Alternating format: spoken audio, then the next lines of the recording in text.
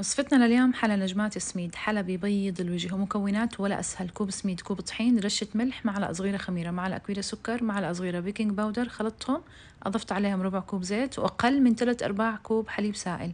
لا تضيفوا الحليب مرة واحدة لأنه احتجت أضيف معلقة طحين.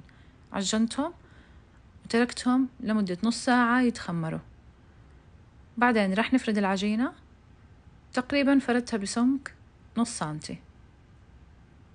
رح نحشيها جبن مربعات. قطعت كل حبة جبن مربعات، كل حبة جبن بنقطعها 6 أقسام أو 6 قطع. رح نبدأ نحشي. طبعا العجينة الزايدة بنعجنها وبنتركها تتخمر من كل طرفين متقابلين، وبنمسكهم وبنشد الأطراف بتعطيني شكل نجمة.